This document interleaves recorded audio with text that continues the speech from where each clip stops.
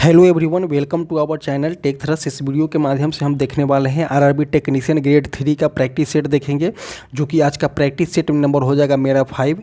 ये वाला जो है प्रिंटिंग मिस्टेक है, मेरा प्रैक्टिस सेट नंबर 5 हो जाएगा। और इसमें हम टोटल नंबर ऑफ क्वेश्चन जो होता है 100 क्वेश्चन होता है, जिसमें हम देखने वाले हैं सिर्फ जीके और जीएस के पोर्शन को हम कवर करने वाले हैं। देखिए इसमें जो होता है जीके जीएस जो 50 नंबर का है, जो आपको 40 नंबर आपको साइंस से मिल जाएगा और 10 नंबर जो है आपका जीके और जीएस रीजनिंग प्लस उसमें टोटल होगा। रीजनिंग बोल रहे हैं, उसमें जो हो जाएगा करंट अफेयर वगैरह हो जाएगा। और 40 क्वेश्चन जो हो जाएगा आपका साइंस से प्योर हो जाएगा। सो इसको देखना ना भूले, जो कि आपको बहुत ही इफेक्टिव होगा, बहुत ही आपको बेनिफिट मिलेगा इससे देखने को। तो देखते हैं फर्स्ट क्वेश्चन क्या बोला गया है। निम्नलिखित में से गलत कथनों की पहचान करें। तो देखिए गलत कथनों की पहचान करना बोल रहा है। तो एक स्वतंत्र रूप से लटका हुआ छड़ चुंबक जो होता है, एक स्वतंत्र रूप से लटका हुआ छड़ चुंबक उत्तर दक्षिण दिशा में इंगित करता है। तो ये बिल्कुल सही है। कई क्षेत्र रेखाएं चुंबकीय क्षेत्र के अंदर किसी दिए गए बिंदु पर प्रतिच्छेदी करती हैं। तो देखिए कभी ये दोनों जो होता है एक दूसरे के समानांतर होता है। तो जब दो समानांतर रेखाएं जो होता है कभी एक दूसरे के प्रतिच्छेदित नहीं करते हैं। तो सेम कंडीशन भी यहाँ लगता है कि कई क्षेत्र रेखाएं चुंबकीय क्षेत्र के अंदर जो होता है पैरेलल कंडीशन में होता है, न कि प्रतिच्छेदित करेगा। तो ऑप्शन नंबर बी जो हो जाएगा यहाँ पे सही हो जाएगा, क्योंकि यही गलती दिया गया है। नेक्स्ट ऑप्शन भी देख लेते हैं। किसी छड़ चुंबक के बाहर चुंबकीय क्षेत्र रेखा की दिशा उत्तरी ध्रुव होता है। तो बिल्कुल सही है।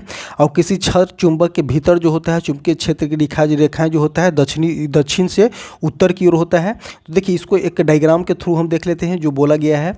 एज टेक एक बार ले लेते हैं, चुंबक बार है। तो बोला क्या गया है कि ये हो जाएगा आपका नॉर्थ पोल, ये हो जाएगा आपका साउथ पोल। तो बोला क्या गया है कि किसी छड़ चुंबक के बाहर चुंबकीय क्षेत्र की रेखाएं उत्तरी ध्रुव से दक्षिणी ध्रुव की ओर होता है। तो देखिए उत्तरी ध्रुव से दक्षिणी ध्रुव की ओर हो गया, उत्तरी ध्रुव से दक्षिणी ध्रुव की ओर हो गया बाहर में। और वही अगर अंदर की बात करते हैं अंदर में, तो अंदर में साउथ पोल से कौन सा नॉर्थ पोल हो जाता है। तो कंडीशन यहाँ पे यही बनता है। तो ऑप्शन नंबर कौन सा हो जाएगा इसका, एक का बी हो जाएगा, क्योंकि जो है दो समानांतर रेखाएं होता है और ये दोनों चुंबकीय क्षेत्र रेखा समानांतर होती है। तो जब भी दो समानांतर रेखा हो जाएगा तो कभी एक दूसरे के प्रतिच्छेदित नहीं करेगा। तो ऑप्शन नंबर बी जो हो जाएगा इसका सही हो जाएगा। नेक्स्ट क्वेश्चन देखते हैं। व्यक्तिकरण घटना हो सकती है। तो देखिए व्यक्तिकरण की घटना जो होता है, व्यक्तिकरण की घटना आपका अनुदैर्ध्य तरंग में भी होता है और अनुप्रस्थ तरंग में होता है। तो देखिए व्यक्तिकरण की घटना अगर बोला गया है कि अनुदैर्ध्य तरंग और अनुप्रस्थ तरंग तो दोनों में होता है। तो ऑप्शन हो जाएगा यहाँ पे कि सभी तरंगे में होता है। और बोला गया है क्या कि ध्वनि और प्रकाश दोनों में जो होता है व्यक्तिकरण होता है। देखिए क्यों ध्वनि में कौन सा होता है, तो ध्वनि में अनुदैर्ध्य तरंग होता है। जब ध्वनि में अनुदैर्ध्य तरंग होता है तो व्यक्तिकरण की घटना होगी। और जो है प्रकाश में जो होता है अनुप्रस्थ तरंग होता है। तो जब अनुप्रस्थ तरंग हो जाएगी तो इसमें भी जो है व्यक्तिकरण की घटना होगी। तो इसका ऑप्शन नंबर कौन सा हो जाएगा, 2 का ए हो जाएगा। और एक इसमें देख लेते हैं कि जब व्यक्तिकरण की प्रक्रिया में ऊर्जा के मान में वृद्धि हो जाता है। तो इनकेस अगर व्यक्तिकरण की प्रक्रिया में ऊर्जा के मान में वृद्धि हो जाएगा तो उसको हम समपोषी व्यक्तिकरण बोलते हैं। और जब ऊर्जा के मान में कमी हो जाएगा तो हम उसको क्या बोलेंगे, विषमपोषी व्यक्तिकरण हम बोलते हैं। तो इसको भी याद कर लीजिएगा। नेक्स्ट क्वेश्चन देखते हैं कि यदि किसी अक्ष के परितः कोणीय वेग ओमेगा है, ओमेगा से घूमते किसी पिंड का जड़त्व आघूर्ण कोणीय त्वरण और बल आघूर्ण दिया गया है। तो देखिए बल आघूर्ण का फॉर्मूला हो जाएगा टॉर इक्वल टू IL। तो ऑप्शन नंबर कौन सा हो जाएगा, ऑप्शन नंबर ए हो जाएगा। नेक्स्ट क्वेश्चन देखते हैं कि एक चुंबकीय अचर, एक पिंड जो है अचर चाल से गतिमान है, तो इसमें त्वरण संभवतः क्या हो जाएगा। तो देखिए जो चाल बोला गया है जो अचर है, मतलब कि चाल जो है कांस्टेंट है। और बोला है इसे त्वरण संभव हो जाएगा। तो त्वरण किस में संभव हो जाएगा, वृत्तीय गति पे जो हो जाएगा त्वरण संभव हो जाएगा। तो ऑप्शन नंबर सी जो हो जाएगा इसका सही हो जाएगा। नेक्स्ट क्वेश्चन देखते हैं कि कोई व्यक्ति ध्वनि प्रदूषण स्तर से संबंधित पुलिस को कब शिकायत कर सकता है। तो देखिए शिकायत की बात बोला गया कि ध्वनि प्रदर्शन अगर उससे ज़्यादा हो जाएगा तो आप शिकायत कर सकते हैं कि जब परिवेश शोर जो होता है 10 डेसिबल से अधिक होता है। तो ऑप्शन नंबर ए 5 का ए हो जाएगा जो सही हो जाएगा। और देखिए इसका कुछ मानक दिया गया है कि भारत में लाउड स्पीकर के उपयोग तो समय समय पर्यावरण एवं वन मंत्रालय भारत सरकार की अधिसूचना के द्वारा 14 फरवरी 2000 को जो है अधिसूचना जारी किया गया था। निर्दिष्ट मानकों के अनुसार दिया गया है। और जो है लाइसेंस जोन अर्थात 100 सेंटीमीटर की दूरी पर किसी भी समय लाउड स्पीकर चलाने की अनुमति नहीं दी जानी चाहिए। तो लाइसेंस जोन बोलने का मतलब कि अस्पताल हो गया, हाई कोर्ट, सुप्रीम कोर्ट या न्यायालय हो गया। उसके बाद आपको देख लेते हैं कि किसी पे शैक्षणिक संस्था हो गया, जैसे स्कूल, कॉलेज, लाइब्रेरी हो गया। तो ये सभी जगह जो है पूरी तरह से 100 मीटर तक जो है लाउड स्पीकर बजाने की अनुमति नहीं है। तो ऑप्शन नंबर 5 का ए हो जाएगा, जो यहाँ पे सही हो जाएगा। नेक्स्ट क्वेश्चन देखते हैं कि तापमान जो है 300 केल्विन है। इसे फ़ारेनहाइट में बदलने पर प्राप्त तापमान कितना हो जाएगा। तो देखिए सबसे पहले जो बोला गया है क्या कि तापमान जो है 300 के में है। तो जब 300 के में है तो इसको डिग्री सेल्सियस में लाइए। तो डिग्री सेल्सियस में लाने के लिए क्या होता है कि के इक्वल टू क्या हो जाता है 273 प्लस हो जाता है आपका डिग्री सेल्सियस। तो डिग्री सेल्सियस में हमको लाना है। तो 300 में से अगर 273 को घटा देते हैं तो कितना बचेगा मेरा 27 डिग्री सेल्सियस यहाँ पे आ जाएगा। और जब 27 डिग्री सेल्सियस यहाँ पे आ गया, 27 डिग्री सेल्सियस यहाँ पे आ गया, और जो 27 डिग्री सेल्सियस आ गया तो इसको बनाइए क्या होता है C/100 equal to F minus 32/180 होता है। तो ये फार्मूला हो गया। इस फार्मूला पे सब्स्टिट्यूट कीजिए तो इसको हो जाएगा कितना 27/100 हो जाएगा। और यहाँ पे आ जाएगा F माइनस 32/180। जब इसको पूरी तरह से आप कैलकुलेट कीजिएगा तो कैलकुलेट के क्रम में जो है आपका F का वैल्यू आ जाएगा आपका 80.6 फ़ारेनहाइट, इसमें आंसर हो जाएगा। तो ऑप्शन नंबर बी जो हो जाएगा इसका सही हो जाएगा। नेक्स्ट क्वेश्चन देखते हैं 7th नंबर क्वेश्चन, गैल्वेनोमीटर को अमीटर में बदलने के लिए क्या करते हैं। तो देखिए गैल्वेनोमीटर को अगर ए मीटर में बदलना है तो गैल्वेनोमीटर को जो है समानांतर क्रम में कम वोल्टेज पे क्या बोलता है समानांतर क्रम में गैल्वेनोमीटर को अमीटर में बदलने के लिए उसमें जो है निम्न प्रतिरोध के तार समानांतर क्रम में जोड़े जाते हैं। तो क्या बोला गया है कि गैल्वेनोमीटर को कम प्रतिरोध के तार जो है समानांतर क्रम में जोड़े जाते हैं। तो ऑप्शन नंबर ए जो हो जाएगा इसका सही हो जाएगा। नेक्स्ट क्वेश्चन देखते हैं कि जी की एसआई त्वरण क्या हो जाएगा। तो बोला गया है क्या कि जी की एसआई इकाई क्या हो जाएगा। तो देखिए स्मॉल जी के पूछा गया है तो स्मॉल जी क्या हो जाएगा, गुरुत्वीय त्वरण होता है। तो त्वरण की एसआई क्या हो जाएगा मीटर पर सेकंड स्क्वायर। तो देखिए मीटर पर सेकंड स्क्वायर किस में है तो ये स्क्वायर है, मीटर पर नहीं है। तो ऑप्शन नंबर ए जो हो जाएगा इसका सही हो जाएगा। और कैपिटल जी के मान देख लेते हैं 6.67 × 10⁻⁻11 न्यूटन मीटर स्क्वायर पर kg स्क्वायर जो होता है कैपिटल जी का मान होता है। नेक्स्ट क्वेश्चन देखेंगे यहाँ पे हम। नेक्स्ट क्वेश्चन हो जाएगा अपना क्वेश्चन नंबर 12 हो जाएगा। क्वेश्चन नंबर 14 क्या बोलना चाह रहा है कि भारत जो है 1972 में अपना परिचालन आरंभ करने के लिए बोकारो स्टील प्लांट की स्थापना किस देश की सहायता से की है। तो देखिए बोकारो स्टील प्लांट की सहायता जो है 1972 में इसको परिचालन किया गया था। और इसको जो उद्घाटन किया गया था 1964 में इसका जो उद्घाटन किया गया था, परिचालन जो है इसको चालू किया गया था 1972 में। और यूएसएसआर के थ्रू जो है इसको किया गया था, मतलब कि रसिया के थ्रू इसको बनाया गया है। नेक्स्ट क्वेश्चन देखेंगे, बंगाल के नवाब सिराजुद्दौला पलासी के लड़ाई में किस वर्ष हार गए थे। तो देखिए बंगाल के नवाब कौन थे तो सिराजुद्दौला थे। पलासी की लड़ाई कब हुआ था तो 23 जून 1757 को जो है पलासी की लड़ाई हुआ था। और उसमें जो है पलासी की लड़ाई में सिराजुद्दौला जो हार गए थे और मारे गए थे। तो उस कंडीशन में जो है वहाँ पे कौन बना था तो मीर जाफ़र जो है उसके बाद राजगद्दी संभाला था। और 24 परगना का उसको जो है 24 परगना का राजभार संभालने के लिए दिया गया था। नेक्स्ट क्वेश्चन देखते हैं। नेक्स्ट क्वेश्चन हो जाएगा आपका क्वेश्चन नंबर 21। क्वेश्चन नंबर 21 क्या बोलना चाह रहा है कि थर्मामीटर में पारे का उपयोग क्यों किया जाता है। तो देखिए थर्मामीटर में पारे का उपयोग हम क्यों करते हैं तो जिस तरह से देखिए ये थर्मामीटर है। एज एग्जांपल हम थर्मामीटर लेते हैं तो थर्मामीटर में पारे का उपयोग क्यों किया जाता है तो यह तापमान के साथ तापमान जैसे ही बढ़ेगा तो तापमान के साथ जो होता है रैखिक प्रसार जो करता है। तापमान के साथ जो होता है इसका आयतन जो है रैखिक भिन्नता दर्शाता है। तो ऑप्शन नंबर बी। और तापमान के ये इसका इसका जो है आयतन जो है तापमान में वृद्धि के वर्ग के समानुपाती होता है। नहीं, ये नहीं होगा, ये जो है रैखिक भिन्नता दर्शाता है। तो ऑप्शन नंबर 21 का बी हो जाएगा। नेक्स्ट क्वेश्चन देखते हैं, इनमें से कौन सा रंग जो है दो प्राथमिक रंगों के संयोजन से निर्मित नहीं हुआ है। तो देखिए दो प्राथमिक रंगों के संयोजन से कौन कौन से निर्मित होते हैं। तो देखिए एक ट्रिंगल बनाइए, ट्रिंगल बनाने के क्रम में प्राथमिक रंग कौन कौन से हैं, लाल, हरा और नीला जो है प्राथमिक रंग से है। लाल हरा मिलकर के कौन बनाता है, लाल हरा मिलकर के बनाएगा पीला, सियान, और यहाँ हो जाएगा आपका मैजेंटा। लाल हरा नीला जो हो जाएगा प्राथमिक रंग हो जाएगा, पीला सियान मैजेंटा जो है दो प्राथमिक रंगों के मिल करके पीला सियान मैजेंटा बनता है। बट यहाँ पे नीला जो हो जाएगा जो डिफर हो जाएगा, क्योंकि नीला जो हो जाएगा आपका प्राइमरी रंग हो जाएगा। तो ऑप्शन नंबर 22 का ए हो जाएगा जो सही हो जाएगा।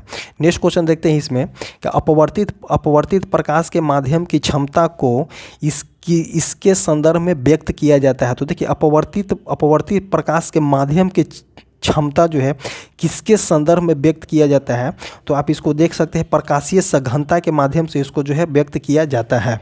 नेक्स्ट क्वेश्चन देखते हैं, निम्नलिखित में कौन सा अपरूप नहीं है। तो देखिए अपरूप के बारे में पूछा गया है कि कौन सा अपरूप नहीं है। तो देखिए ऑक्सीजन और ओजोन जो है दोनों अपरूप हो जाएगा। हाइड्रोजन तथा ड्यूटेरियम, तो देखिए हाइड्रोजन तथा ड्यूटेरियम बोला गया है। तो हाइड्रोजन के समस्थानिक कौन कौन से, प्रोटियम, ड्यूटेरियम और ट्रिटियम जो होता है हाइड्रोजन के समस्थानिक है। तो देखिए ये समस्थानिक है, लेकिन ये सभी क्या है, अपरूप है। लाल फास्फोरस और पीला फास्फोरस भी अपरूप है। हीरा और ग्रेफाइट जो है कार्बन के अपरूप है। तो इसका ऑप्शन कौन सा हो जाएगा, 24 के बी जो हो जाएगा सही हो जाएगा, क्योंकि हाइड्रोजन तथा ड्यूटेरियम बोला गया है। हाइड्रोजन का समस्थानिक है ड्यूटेरियम, और ट्रिटियम जो हो जाएगा आपका हाइड्रोजन के समस्थानिक हो जाएगा। इसमें ऑप्शन कौन सा हो जाएगा, बी जो हो जाएगा 24 का सही हो जाएगा। नेक्स्ट देखेंगे, आधुनिक आवर्त सारणी में कितने समूह और कितने आवर्त होते हैं। तो देखिए आधुनिक आवर्त सारणी में बोला गया है तो 18 समूह हो जाएगा, 7 आवर्त हो जाएगा। आधुनिक आवर्त सारणी जो होता है परमाणु संख्या का आवर्त फलन होता है। आधुनिक आवर्त सारणी जो होता है मोसले साहब के द्वारा दिया गया है। मॉडर्न पीरियोडिक टेबल जो है मोसले साहब के द्वारा दिया गया है। और आधुनिक आवर्त सारणी जो होता है परमाणु संख्या का आवर्त फलन होता है। और वही एक होता है मेडलिफ की आवर्त सारणी जो कि परमाणु द्रव्यमान का आवर्त फलन होता है। तो इसका आंसर कौन सा हो जाएगा, 25 का बी हो जाएगा। नेक्स्ट क्वेश्चन देखते हैं, निम्नलिखित नीचे दी गई अभिक्रिया के बारे में कौन सा कथन सत्य है। तो देखिए ZnOCS ZnA दिया गया है और CO2 दिया गया है। तो जिंक का क्या हो रहा है, तो अपचयन हो रहा है। तो देखिए जिंक का यहाँ पे क्या हो जा रहा है, अपचयन हो रहा है, ऑक्सीजन हट रहा है। तो ऑप्शन नंबर ए जो हो जाएगा करेक्ट हो जाएगा। और कार्बन का जो है ऑक्सीकरण हो रहा है। तो देखिए कार्बन जो है यहाँ पे, तो कार्बन में ऑक्सीजन को लग रहा है, तो ये क्या हो जाएगा, ऑक्सीकरण हो रहा है। जिंक का ऑक्सीकरण नहीं, जिंक का तो अपचयन हो रहा है। कार्बन का अपचयन हो रहा है, तो ये भी गलत हो जाएगा। तो ऑप्शन नंबर ए जो हो जाएगा यहाँ पे 26 का ए जो हो जाएगा सही हो जाएगा। नेक्स्ट क्वेश्चन देखते हैं, संयोजकता में क्या होता है। तो देखिए संयोजकता में क्या होता है, दो परमाणु द्वारा इलेक्ट्रॉनों की साझेदारी होती है। दो परमाणुओं द्वारा इलेक्ट्रॉनों की साझेदारी ही संयोजकता कहलाती है। तो इसका ऑप्शन कौन सा हो जाएगा, देखिए इलेक्ट्रॉन का स्थानांतरण गलत हो जाएगा। दो परमाणु द्वारा इलेक्ट्रॉनों की साझेदारी होती है, ऑप्शन नंबर बी जो हो जाएगा इसके लिए सही हो जाएगा। केवल एक परमाणु द्वारा तो गलत हो जाएगा। आयनों के बंधन के बीच संबंध ये भी गलत हो जाएगा। तो इसका ऑप्शन कौन सा हो जाएगा, 27 का बी जो हो जाएगा यहाँ पे करेक्ट हो जाएगा। नेक्स्ट क्वेश्चन देखते हैं 28 नंबर, क्रोमेटोग्राफी की तकनीक का प्रयोग निम्न में से किया जाता है। तो देखिए क्रोमेटोग्राफी के तकनीकी का उपयोग किस में किया जाता है, रंगीन पदार्थों की पहचानने में। देखिए रंगीन पदार्थों के लिए ही यूज किया जाता है, बट रंगीन पदार्थों की पहचानने में नहीं किया जाता है। ये जो है एक मिश्रण को पृथक करने के लिए, मतलब कि दो मिश्रण को दो अलग करने के लिए किया जाता है। जबकि विलायक जो होता है उसका सेम होता है। जब विलायक सेम हो जाएगा तो उसमें जो है मिश्रण को अलग करने के लिए हम क्रोमेटोग्राफी का यूज करते हैं। तो ऑप्शन नंबर सी जो हो जाएगा यहाँ पे 28 का सही हो जाएगा। नेक्स्ट क्वेश्चन देखते हैं, क्वेश्चन नंबर 34।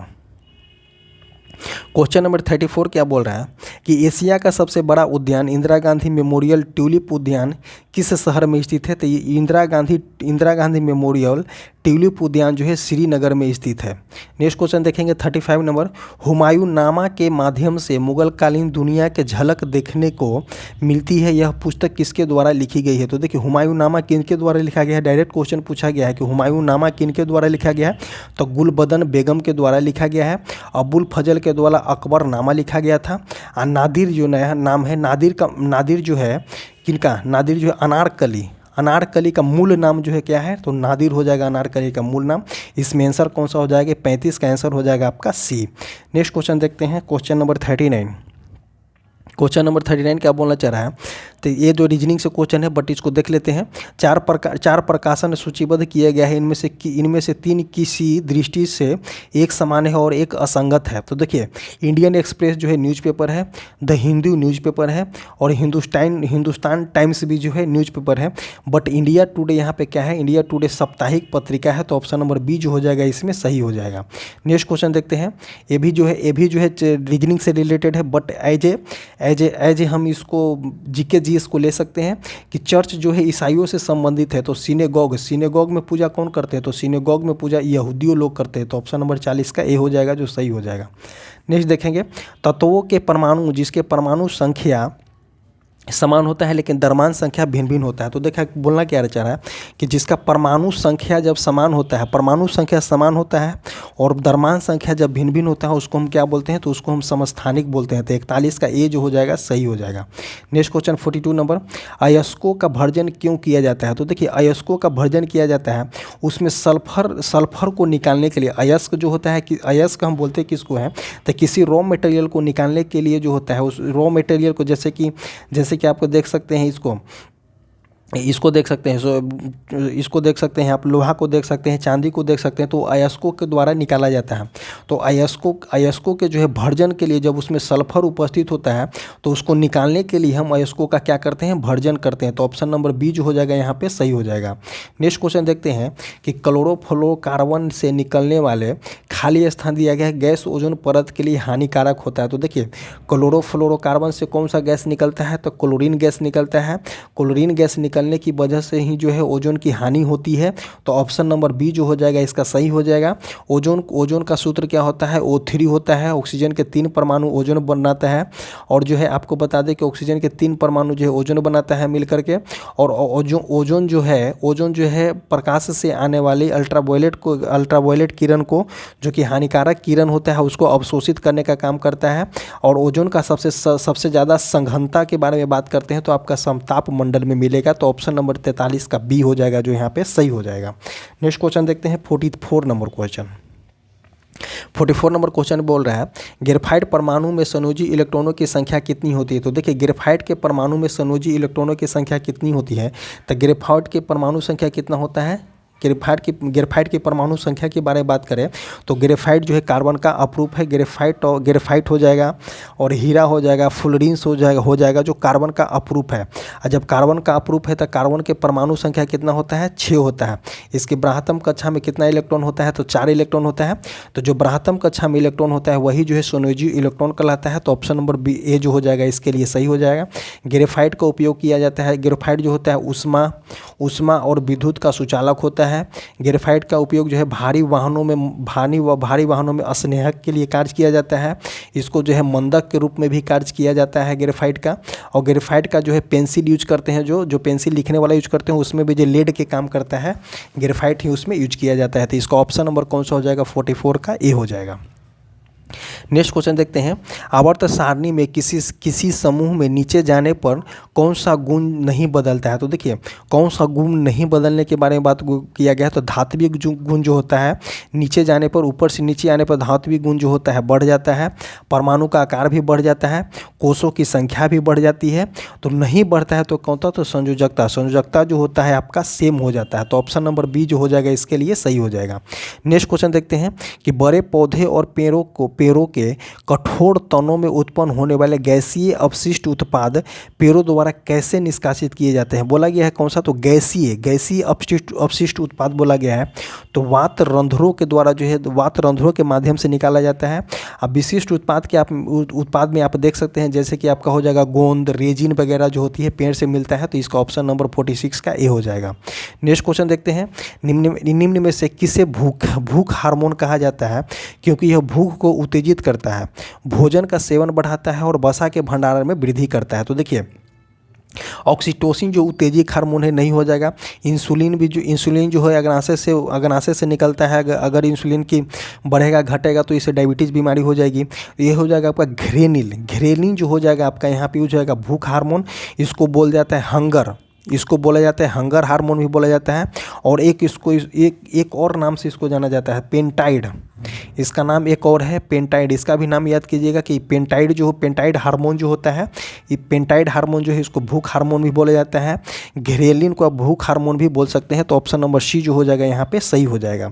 नेक्स्ट देखते हैं क्रोमैग्नोन मुख्यतः क्या होते हैं। तो देखिए क्रोमैग्नोन के बारे में समझते हैं कि क्रोमैग्नोन है क्या। तो देखिए क्रोमैग्नोन जो होते हैं नवपाषाण काल में, क्रोमैग्नोन एक प्रकार के जो मनुष्य हैं जो नवपाषाण काल में जाने जाते थे। तो नवपाषाण काल में जितने भी मनुष्य थे जो मांस वगैरह खाते थे, मांस वगैरह कंदमूल नहीं, मांसाहारी चीज़ ज़्यादा खाते थे। रीजन बिहाइंड क्या था कि उनके नज़र में जो है मांसाहारी चीज़ ही नज़र आते थे और जो है कंदमूल जो है वो लोग जानते नहीं थे उनके बारे में, तो कि कैसा लगेगा। लेकिन क्रोमैग्नोन जो है मुख्यतः जो है नवपाषाण काल में 43,000 ईसा पूर्व जो है इनका 43,000 ईसा पूर्व इनके ज्ञात होता है। ये जो है यूरोप के निवासी थे। कहाँ का? यूरोप का निवासी है। और ये जो है ये जो हो जाएगा घोड़ा हो जाएगा, बकरी हो जाएगा, ये सभी को मार करके खाते हैं थे। तो इसका आंसर कौन सा हो जाएगा? ऑप्शन नंबर 48 का सी हो जाएगा कि क्रोमैग्नोन मुख्यतः क्या थे। तो क्रोमैग्नोन मुख्यतः मांसाहारी थे और ये जो है रेलवे में पूछा गया क्वेश्चन है।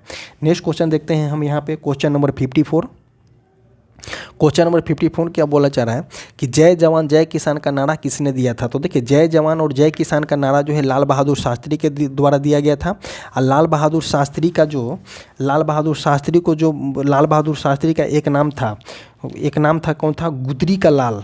लाल बहादुर शास्त्री को बोला जाता था गुदरी का लाल बोला जाता था। इनका जो है जन्म उत्सव जो है 2 अक्टूबर को मनाया जाता है। 2 अक्टूबर को गांधी जी के भी मनाया जाता है। तो आप इसको याद कीजिएगा किनके जन्म तिथि पे जो है लाल बहादुर शास्त्री का जन्म तिथि मनाया जाता है। तो 2 अक्टूबर गांधी जी के जन्म तिथि पे। और आपको बता दें कि जय जवान जय किसान का नारा किसने दिए हैं? तो लाल बहादुर शास्त्री दिए हैं। जय जवान जय किसान और जय विज्ञान का नारा दिया गया है अटल बिहारी वाजपेयी के द्वारा। जय जवान जय किसान जय विज्ञान जय अनुसंधान किसके द्वारा दिया गया है? तो नरेंद्र मोदी के द्वारा दिया गया है। इसका आंसर कौन सा हो जाएगा? इसका आंसर हो जाएगा आपका 54 का ए हो जाएगा। नेक्स्ट क्वेश्चन देखते हैं 55 नंबर। भारतीय जनगणना 2011 के अनुसार किस राज्य का जनसंख्या घनत्व न्यूनतम है? तो देखिए कि जनसंख्या घनत्व न्यूनतम के बारे में पूछा गया है कि किस राज्य का जनसंख्या घनत्व न्यूनतम है। तो अरुणाचल प्रदेश का जनसंख्या घनत्व न्यूनतम है। 17 व्यक्ति पर किलोमीटर स्क्वायर यहाँ पे रहता है। और आपको जो है सबसे ज़्यादा अगर जनसंख्या घनत्व 1106 बिहार में देखने को मिलेगा। और सबसे कम जनसंख्या की बात करते हैं तो आपको सिक्किम में सबसे कम जनसंख्या देखने को मिलेगा। तो इसमें पूछा गया है कि जनसंख्या घनत्व पूछा गया है। तो ऑप्शन नंबर डी जो हो जाएगा इसके लिए सही हो जाएगा। नेक्स्ट क्वेश्चन देखते हैं। क्वेश्चन नंबर देखेंगे 61 क्या बोला गया है? ऑटोसोम में क्या होता है? तो देखिए एक होता है ऑटोसोम और एक होता है आपका एसोसोम। तो देखिए ऑटोसोम में कितने 22 जोड़ी गुणसूत्र होते हैं और एसोसोम में जो होता है 1 जोड़ी गुणसूत्र होता है।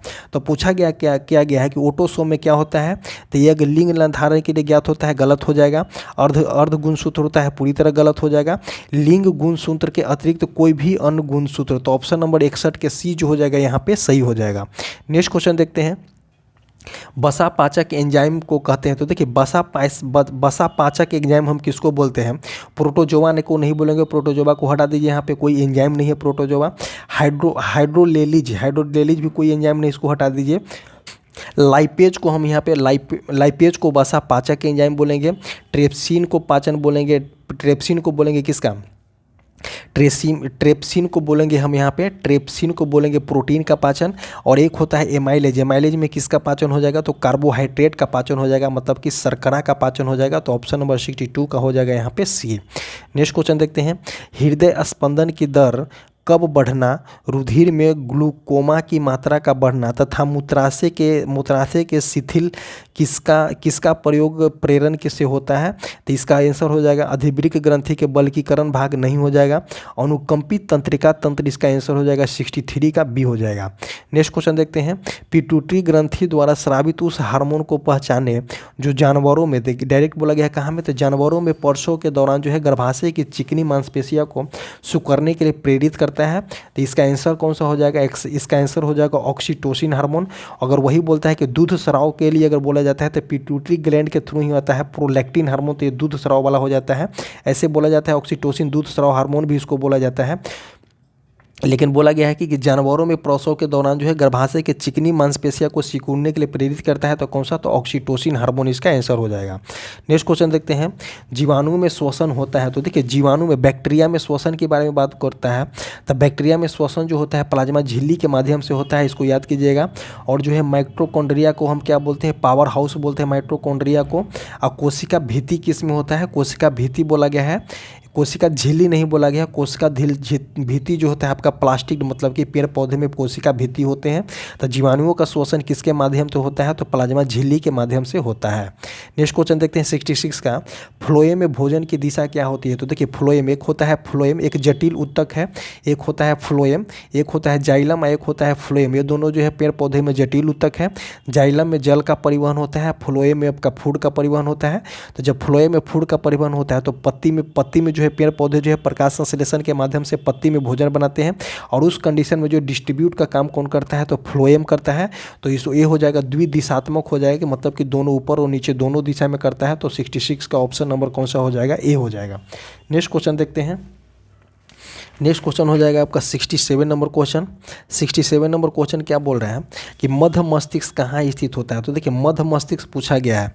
मध्य मस्तिष्क जो होता है हाइपोथैलेमस और पोन्स में स्थित होता है। हाइपोथैलेमस और पोन्स में जो होता है आपका मध्य मस्तिष्क स्थित होता है। और इसमें पूछा गया है कि सेरिबैलम और सेरिब्रम, हाइपोथैलेमस, ये सभी क्या होता है। तो देखते हैं सेरिब्रम के बारे में। सेरिब्रम के बारे में देखते हैं कि मस्तिष्क का सबसे बड़ा हिस्सा है जो दाएं और बाएं गोलार्ध का बना होता है। और यह जो है स्पर्श, दृष्टि, श्रवण की व्याख्या करने के साथ साथ भ्रमण, तर्क, भावनाएं सीखने, चाहे गति के सूक्ष्म के लिए, कार्य के लिए जिम्मेदार होता है कौन, सेरिब्रम। और सेरिबैलम का काम क्या होता है, ये मांसपेशियों की गतिविधियों का समन्वय करता है, मुद्रा बनाए रखने में संतुलन बनाए रखता है। एक होता है ब्रेनटेम क्या होता है, सेरिब्रम और सेरिबैलम के रीढ़ की हड्डी से जोड़ने वाला रिले केंद्र के रूप में कार्य करता है। यह सांस लेने, हृदय गति, शरीर के तापमान, जागने, सोने, चक्र, पाचन, छींकने, खांसी, उल्टी आदि के लिए निगरानी करता है। और इसका आंसर कौन सा हो जाएगा, 67 का सी हो जाएगा। नेक्स्ट क्वेश्चन देखते हैं कि निम्नलिखित में से कौन सा जो है विटामिन, निम्नलिखित में से विटामिन में ईस्ट प्रचुर मात्रा में पाया जाता है। तो देखिए विटामिन बी में जो है ईस्ट जो है प्रचुर मात्रा में पाया जाता है।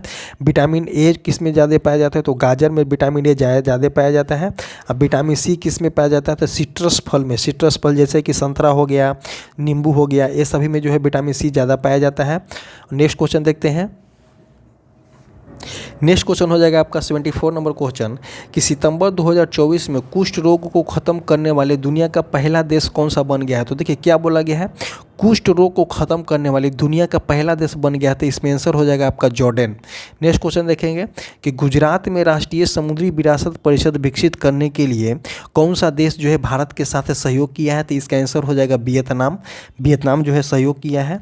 नेक्स्ट क्वेश्चन देखेंगे, क्वेश्चन नंबर 81 क्या बोला गया है, प्रदूषण हवा में निम्नलिखित में से किसके उपस्थिति के कारण जो है हे बुखार, तो हे बुखार जो होता है हवा में पराग कण की मात्रा जब अधिक होता है तो उस कंडीशन में जो है हे बुखार होता है। तो ऑप्शन नंबर 81 का सी हो जाएगा। नेक्स्ट क्वेश्चन देखते हैं, मानव शरीर का कौन सा दो मुख्य अंग में काफ़ी मात्रा में चुंबकीय क्षेत्र उत्पन्न होता है। तो देखिए फेफड़ा में चुंबकीय क्षेत्र उत्पन्न होता है, नहीं होता है। अग्नाशय और आंत में भी नहीं होता है। यकृत और पित्ताशय हटा दीजिए, तो आपका जो हृदय में जो होता है चुंबकीय क्षेत्र उत्पन्न होता है, और मस्तिष्क में जो है चुंबकीय क्षेत्र उत्पन्न होता है। तो 82 का हो जाएगा, यहाँ पे सी हो जाएगा। नेक्स्ट क्वेश्चन देखते हैं कि 500 ग्राम के एक मुहरबंद पैकेट का आयतन जो है 350 सेंटीमीटर पर क्यूब है, और पैकेट द्वारा विस्थापन पानी का द्रव्यमान क्या हो जाएगा, जब पानी के बाहर तैरेगा या डूबेगा। तो देखिए अगर बोला गया विस्थापन बोलेगा तो विस्थापन मापन आपका 350 ग्राम ही हो जाएगा, बट जो है क्या हो जाएगा, पानी में डूब जाएगा। तो ऑप्शन नंबर 83 का बी हो जाएगा। नेक्स्ट क्वेश्चन देखते हैं कि 84 नंबर 5 × 10⁻14 आवृत्ति का एक प्रकाश जो है द्रव से गुजरता है, उस तो द्रव में उसकी तरंगदैर्घ्य जो है 450 × 10⁹ मीटर मापी जाती है। तो द्रव का अपवर्तनांक ज्ञात करें। तो देखिए, तो एक अपवर्तनांक इक्वल टू क्या होता है, प्रकाश में चाल बटे माध्यम में चाल। तो देखिए, प्रकाश में चाल बटे माध्यम में चाल, और एक और फार्मूला होता है, एक और फार्मूला क्या होता है, v बराबर n लेमडा होता है। तो देखिए, v बराबर n लेमडा है, तो v का मान हम यहाँ पे सब्स्टिट्यूट कर देते हैं। तो c बराबर हो जाएगा आपका n लेमडा, ए लेमडा हो गया। तो यहाँ पे देखते हैं सबका मान अब सब्स्टिट्यूट करना चालू करते हैं। तो c का मान कितना होता है, 3 × 10⁸ प्रकाश की चाल होता है। n का मान यहाँ पे दिया गया, n कितना दिया गया, 5 × 10⁻14 दिया गया है। और तरंगदैर्घ्य का मान कितना दिया गया है, तो 450 × 10⁻⁹ जो है आपका यहाँ पे तरंगदैर्घ्य दिया गया है। अब इसको जब आप कैलकुलेट कीजिएगा, तो कैलकुलेट करने के कंडीशन में आपका 1.33 यहाँ पे 1.33 यहाँ पे आपका आंसर आ जाएगा। तो 84 का ए हो जाएगा। आप इसको स्क्रीनशॉट लेकर के रख सकते हैं। नेक्स्ट क्वेश्चन देखते हैं। नेक्स्ट क्वेश्चन हो जाएगा आपका 85 नंबर क्वेश्चन कि एक चालक तार जो है 45 कूलम आवेश को एक घंटे में 45 मिनट का समान रूप से प्रवाहित होता है। तो विद्युत धारा का परिमाण क्या हो जाएगा। तो देखिए, विद्युत धारा के परिमाण पूछा गया है, ये विद्युत धारा के परिमाण पूछा गया था। Q बराबर क्या होता है, Q बराबर यहाँ पे होता है IT। देखिए, Q बराबर IT होता है। तो Q का मान दिया गया है और T का मान दिया गया है। यहाँ पे हमको क्या निकालना है, I का मान निकालना है। तो I का करंट का मान निकालना है। तो देखिए, सबसे पहले हम यहाँ पे 1 घंटा 45 मिनट दिया गया है। तो 1 घंटा 45 मिनट को हम सबसे पहले यहाँ 1 घंटा 45 मिनट को सबसे पहले हम सेकेंड में कन्वर्ट करेंगे, क्योंकि हमको यहाँ पे लेना क्या है, पर सेकेंड लेना है। तो देखिए, 1 घंटा में कितना सेकेंड होता है, तो 3600 सेकेंड होता है। और जो है 3600 सेकेंड हो गया। और 45 मिनट में कितना सेकेंड हो जाएगा, तो 45 - 60 हो जाएगा। जब ये दोनों के कैलकुलेट करने के बाद आपका आ जाएगा 63,000 आ जाएगा यहाँ पे, सॉरी 6300 आ जाएगा यहाँ पे, 63,000 आपके यहाँ पे आ जाएगा। यहाँ पे कौन सा आ जाएगा, यहाँ पे 6300 आ जाएगा, यहाँ पे 6300 आ जाएगा। अब इसको यहाँ पे सब्स्टिट्यूट कर दीजिए। Q का मान कितना दिया गया, 45 दिया गया है, और यहाँ पे कितना दिया गया है, 6300 दिया गया है। अब इसको कैलकुलेट कीजिएगा। तो कैलकुलेट करने के क्रम में आपको क्या लाना है, तो माइक्रो एम्पियर लाना है, मतलब कि 10⁻³ लाना है। तो इसको कैलकुलेट करने पे 1.74 × 10⁻³ एम्पियर आ जाएगा, यहाँ पे आंसर आ जाएगा। तो ऑप्शन नंबर 45 का बी हो जाएगा। नेक्स्ट क्वेश्चन देखते हैं, क्या बोला गया है कि दो प्रतिरोध जो है R और 2R का वैद्युत परिपथ में समानांतर क्रम में जोड़ा जाता है। एक R तथा 2R में उत्पन्न होने वाली ऊर्जा के मान ज्ञात करें। तो देखिए, एक होता है H = I² RT होता है। तो देखिए, H = I² RT हो गया। तो बोला क्या गया है कि आपका जो है समानांतर परिपथ में बोला गया है। जब समानांतर परिपथ में बोला गया है तो एक R दिया गया है, एक 2R दिया गया, तो 1:2 हो जाएगा। जब समानांतर में दिया गया है तो इसको जो है कन्वर्ट कर दीजिए, 2:1 हो जाएगा, यहाँ पे आंसर हो जाएगा। तो 86 का हो जाएगा आपका बी। नेक्स्ट क्वेश्चन देखते हैं 87 नंबर क्वेश्चन। देखिए, 87 नंबर क्वेश्चन जो स्क्रीन पे बनाना पॉसिबल नहीं है, बट इसको बता देते हैं हम। इसका आंसर हो जाएगा 400। नेक्स्ट देखेंगे कि अभिक्रिया H2S + O2 Cl2 है। यहाँ पे H2S है, H2S + Cl2 हो जाएगा। और क्या दिया गया है, H2S + Cl2 2HCl + S दिया गया है। और पूछ रहा है क्या कि इसमें कौन सा ऑक्सीकरण होगा। तो देखिए, इसमें क्लोरीन का जो हो जाएगा ऑक्सीकरण हो जाएगा। तो ऑप्शन नंबर बी जो हो जाएगा यहाँ पे सही हो जाएगा। नेक्स्ट क्वेश्चन देखते हैं 94 नंबर क्वेश्चन। 94 नंबर क्वेश्चन क्या बोलना चाह रहा है कि द विनर्स माइंडसेट नामक पुस्तक के लेखक कौन है। तो देखिए, द विनर्स माइंडसेट नामक पुस्तक के लेखक कौन है, तो सैम वाटसन हो जाएगा। नेक्स्ट देखते हैं 77 नंबर क्वेश्चन। 77 नंबर क्वेश्चन क्या है कि 77वें कांस फिल्म फेस्टिवल के लास्ट सिने सिलेक्शन में चुनी गई पहली भारतीय फिल्म कौन सी है। तो यहाँ पे हो जाएगा सनफ्लावर वेयर्स फर्स्ट 1 to नो। ऑप्शन नंबर कौन सा हो जाएगा, ए हो जाएगा। इसी तरह से जो है आपका जो है पूरा क्वेश्चन समाप्त होता है। देखिए, यहाँ पे पूरा क्वेश्चन 100 क्वेश्चन जो हो जाए समाप्त होता है। जो जीके और जीएस के पोर्शन इसमें हम कवर कर चुके हैं। आपको जो है बहुत ही इफेक्टिव इस बुक से आपको देखने को मिलेगा, और जो है इस बुक को जो है A to Z कवर करा दिया जाएगा। सो इसके लिए डोंट वरी। आपको बता दें कि हमारा टेलीग्राम चैनल है, जो कमेंट बॉक्स और डिस्क्रिप्शन बॉक्स में लिंक पिन कर दिया गया है। अब जब जाइए और वहाँ पे टेलीग्राम चैनल से जुड़िए, आपको बेनिफिट होने वाला है। और जो वहाँ पे नंबर भी जारी कर दिया गया है, किसी भी प्रकार की अगर दिक्कत हो तो आप कॉल करके बात कर सकते हैं, व्हाट्सअप कर सकते हैं। और इसी तरह से वीडियो समाप्त होता है। जय हिंद, थैंक यू।